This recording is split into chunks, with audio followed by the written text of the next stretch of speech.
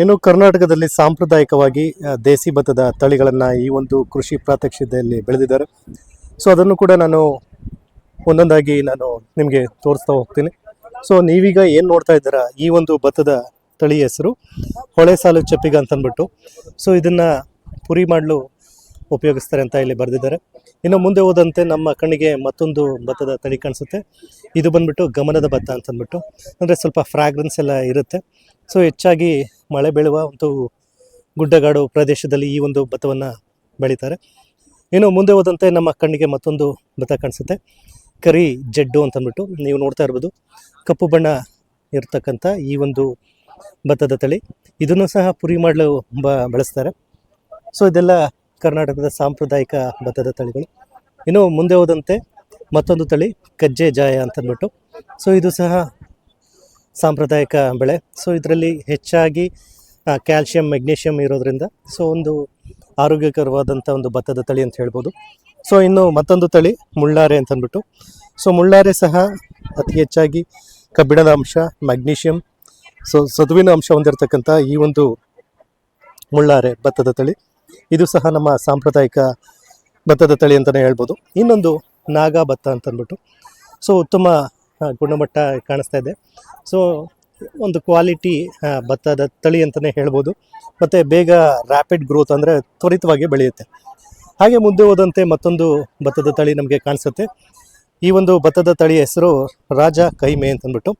So ಇದು ನೋಡಲಿಕ್ಕೆ golden yellow colour ಇರೋದ್ರಿಂದ ಕಿಂಗ್ ಅಂತ ಅಂದ್ಕೊಂಡಿರ್ಬೋದು. ಬಟ್ ನನಗೆ ಅಷ್ಟೊಂದು ಎಕ್ಸಾಕ್ಟಾಗಿ ರೀಸನ್ಸ್ ಗೊತ್ತಿಲ್ಲ. ಇನ್ನು ಹಾಗೆ ಮುಂದೆ ಹೋದರೆ ಮತ್ತೊಂದು ತಳಿ ರಾಜ ಕೈಮೆ ಅಂತಂದ್ಬಿಟ್ಟು. ಸೊ ಇದು ಅಂದ್ಬಿಟ್ಟು ಡ್ರಾಟ್ ರೆಸಿಸ್ಟ್ ಅಂತಲೇ ಹೇಳ್ಬೋದು. ಬರಗಾಲ ಇರ್ತಕ್ಕಂಥ ಒಂದು ಪ್ರದೇಶ, ಅಂದರೆ ನೀರು ಕಡಿಮೆ ಇರ್ತಕ್ಕಂಥ ಪ್ರದೇಶದಲ್ಲಿ ಈ ಒಂದು ಭತ್ತದ ತಳಿಯನ್ನು ಬೆಳಿಬೋದು. ಇನ್ನು ಹಾಗೆ ಮುಂದೆ ಹೋದಂತೆ ಮೀಸೆ ಭತ್ತ ಅಂತಂದ್ಬಿಟ್ಟು. ಸೊ ಮೀಸೆ ಭತ್ತ ಅಂತ ಯಾಕೆ ಇಟ್ಟಿದ್ದಾರೆ ನನಗಂತೂ ಗೊತ್ತಿಲ್ಲ. ಇದು ಬಂದ್ಬಿಟ್ಟು ಡೈಜೆಷನ್ ಮತ್ತು ವೆಯ್ಟ್ ಲಾಸ್ ಮಾಡ್ಕೊಳ್ಳಿಕ್ಕೆ ಈ ಒಂದು ಭತ್ತದ ತಳಿಯನ್ನು ನೀವು ಉಪಯೋಗಿಸ್ಬೋದು. ಹಾಗೆ ಮುಂದೆ ಹೋದರೆ ಮತ್ತೊಂದು ಭತ್ತದ ತಳಿ ಕಾಣಿಸುತ್ತೆ. ಸೊ ಈ ಒಂದು ಭತ್ತದ ತಳಿ ಬಂದ್ಬಿಟ್ಟು ಏಲಕ್ಕಿ ಸಾಲಿ ಅಂತಂದ್ಬಿಟ್ಟು. ಸೊ ಇದೊಂದು ಸಣ್ಣಕ್ಕಿ ಅಂತಲೇ ಹೇಳ್ಬೋದು, ಸಣ್ಣ ಧಾನ್ಯ. ಹಾಗೆ ಮುಂದೆ ಹೋದರೆ ಮತ್ತೊಂದು ಭತ್ತದ ತಳಿ ನಿಮ್ಮ ಕಣ್ಣಿಗೆ ಕಾಣಿಸ್ತಾ ಇದೆ. ಸೊ ಇದು ಬಂದ್ಬಿಟ್ಟು ಮಲ್ಲಿಗೆ ಅಂತಂದ್ಬಿಟ್ಟು.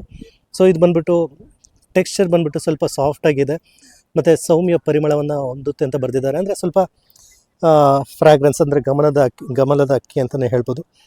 ಇನ್ನು ನೀವೆಲ್ಲ ಇದನ್ನು ನೋಡಿರ್ತೀರ, ರಾಜಮುಡಿ ಅಕ್ಕಿ ಅಂತ ಕೇಳಿರ್ತೀರ. ಸೊ ನೀವೀಗ ಏನು ನೋಡ್ತಾ ಇದ್ದೀರ, ಇದು ರಾಜಮುಡಿ ಭತ್ತ.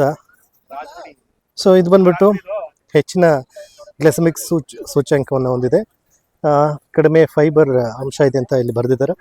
ಇನ್ನು ಹಾಗೆ ಮುಂದಕ್ಕೆ ಹೋದರೆ ನಮ್ಮ ಕಣ್ಣಿಗೆ ಮತ್ತೊಂದು ಕಾಣಿಸುತ್ತೆ, ಇದು ಜಡೆ ರಾಜಮುಡಿ ಅಂತಂದ್ಬಿಟ್ಟು.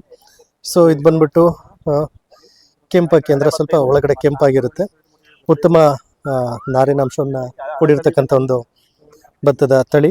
ಹಾಗೆ ಮುಂದೆ ಹೋದರೆ ಗೌಡ ಭತ್ತ ಅಂತಂದ್ಬಿಟ್ಟು ಈ ಒಂದು ತಳಿಯ ಹೆಸರು. ಸೊ ಇದು ಏನಪ್ಪ ಇದರ ವಿಶೇಷತೆ ಅಂತ ನೀವು ಕೇಳ್ಬೋದು. ಕೀಟಗಳು ಮತ್ತು ರೋಗಗಳಿಗೆ ಪ್ರತಿರೋಧತೆಯನ್ನು ಹೊಂದಿರುತ್ತೆ, ಅಂದರೆ ರೆಸಿಸ್ಟೆನ್ಸ್ ಪವರ್ ಜಾಸ್ತಿ ಇರ್ತಕ್ಕಂಥ ಒಂದು ಭತ್ತದ ತಳಿ. ಸೊ ಈ ಒಂದು ಭತ್ತದ ತಳಿಯನ್ನು ಗೌಡ ಭತ್ತ ಅಂತ ಹೇಳ್ತಾರೆ. ಹಾಗೆ ನಮ್ಮ ಮುಂದೆ ಹೋದರೆ ನಮ್ಮ ಕಣ್ಣಿಗೆ ಮತ್ತೊಂದು ವಿಭಿನ್ನ ರೀತಿಯ ಒಂದು ಭತ್ತದ ತಳಿ ಕಾಣಿಸ್ತಾ ಇದೆ, ಕಾಗಿ ಸಾಲೆ ಅಂತಂದ್ಬಿಟ್ಟು.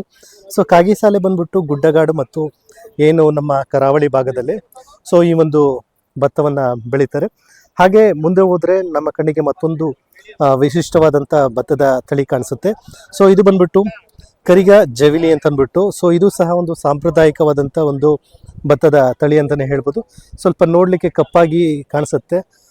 ಸೊ ಹಾಗೆ ಮುಂದೆ ಹೋಗೋಣ, ಮತ್ತೊಂದು ಭತ್ತದ ತಳಿ ನಿಮಗೆ ಕಾಣಿಸುತ್ತೆ. ಇದು ಬಂದ್ಬಿಟ್ಟು ಗುಲ್ವಾಡಿ ಸಣ್ಣ ಅಂತಂದ್ಬಿಟ್ಟು. ಸೊ ಗುಲ್ವಾಡಿ ಸಣ್ಣ ಬಂದ್ಬಿಟ್ಟು ನಾವು ಅತಿ ಹೆಚ್ಚು ಏನು ಸ್ವೀಟ್ ಪದಾರ್ಥಗಳಂದರೆ ಸಿಹಿ ಪದಾರ್ಥಗಳನ್ನು ಮಾಡಲು ಈ ಒಂದು ಭತ್ತದ ತಳಿಯನ್ನು ಉಪಯೋಗಿಸ್ತಾರೆ, ಅಂದರೆ ಪಾಯಸ ಎಲ್ಲ ಮಾಡಲಿಕ್ಕೆ. ಸೊ ಇದು ಬಂದ್ಬಿಟ್ಟು ಗುಲ್ವಾಡಿ ಸಣ್ಣ ಅಂತಂದ್ಬಿಟ್ಟು. ಮತ್ತು ಅದರಲ್ಲಿ ಸ್ವಲ್ಪ ಸುಗಂಧ, ಅಂದರೆ ಫ್ರಾಗ್ರೆನ್ಸ್ ಕೂಡ ಇರುತ್ತೆ.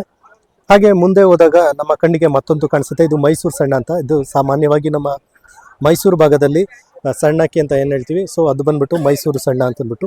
ಹಾಗೆ ಮುಂದೆ ಇನ್ನೊಂದು ಬರುತ್ತೆ, ಜೀರಿಗೆ ಸಣ್ಣ ಅಂತಂದ್ಬಿಟ್ಟು ಇದು.